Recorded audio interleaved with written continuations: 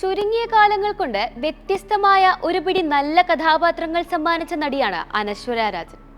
Jithu Joseph സംവിധാനം ചെയ്ത നേര് എന്ന ചിത്രത്തിലെ കാഴ്ചയില്ലാത്ത സാറ എന്ന കഥാപാത്രം അനശ്വരയുടെ കരിയറിലെ പൊൻതൂവലായി.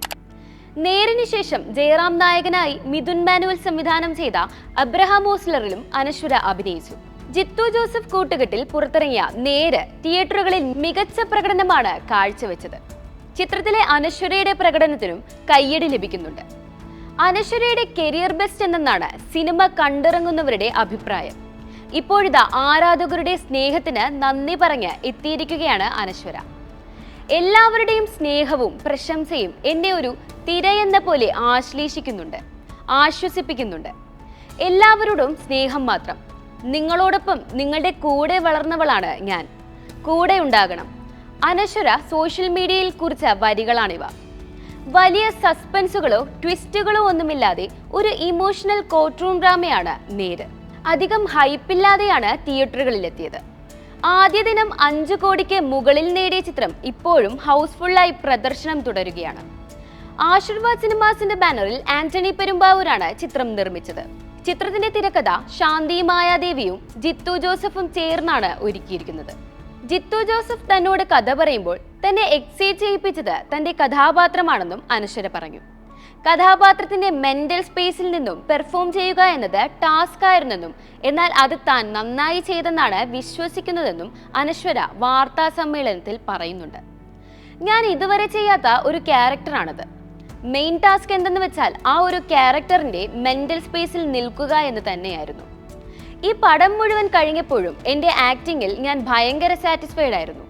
ഒരു നടി എന്ന നിലയ്ക്ക് എൻ്റെ പെർഫോമൻസിൽ എനിക്ക് സംതൃപ്തി ഉണ്ടായിരുന്നു.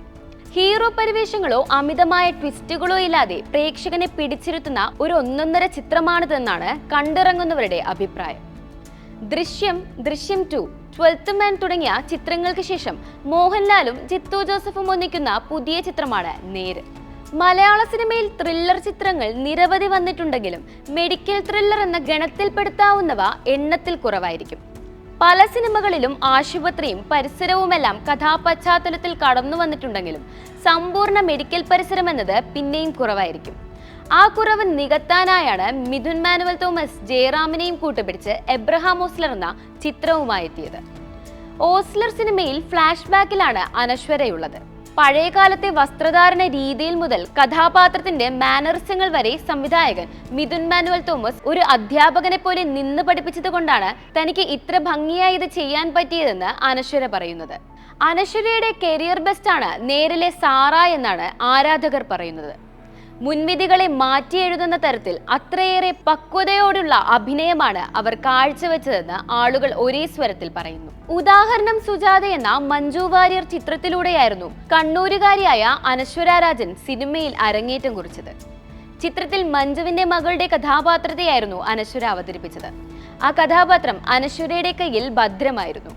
പിന്നീട് നിരവധി കഥാപാത്രങ്ങൾ അനശ്വരയെ തേടിയെത്തി. ചില സിനിമകളിൽ നായികാ കഥാപാത്രമായി തന്നെ അനശ്വര വേഷമിട്ടു. തണ്ണീർമത്തൻ ദിനങ്ങൾ, സൂപ്പർ ശരണ്യ, വാങ്ക്, മൈക്ക് തുടങ്ങിയ ചിത്രങ്ങളിൽ വേറിട്ട കഥാപാത്രങ്ങളാണ് അനശ്വര അവതരിപ്പിച്ചിരുന്നതെങ്കിലും പലതും ഹിറ്റടിച്ചില്ല.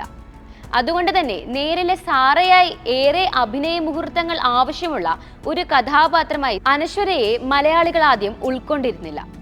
സിനിമയുടെ ട്രെയിലർ റിലീസ് ചെയ്തപ്പോൾ തന്നെ ഇത്തരത്തിലുള്ള ചർച്ചകൾ സോഷ്യൽ മീഡിയയിൽ ഉണ്ടായിരുന്നു. എന്നാൽ ഇങ്ങനെയുള്ള എല്ലാ അഭിപ്രായങ്ങളുടെയും മുനയൊടിപ്പിക്കുന്ന പ്രകടനമാണ് നേരിൽ താരത്തിൽ നിന്നും ഉണ്ടായത്. എന്തായാലും അനശ്വരയുടെ കരിയർ ഗ്രാഫ് ഇനി കുതിക്കുമെന്നാണ് ആരാധകർ പറയുന്നത്. ഇനി മലയാളത്തിൽ മാത്രമല്ല അന്യഭാഷകളിലും നടിയുടെ താരമൂല്യം ഉയരുമെന്ന കാര്യത്തിൽ തർക്കമില്ല.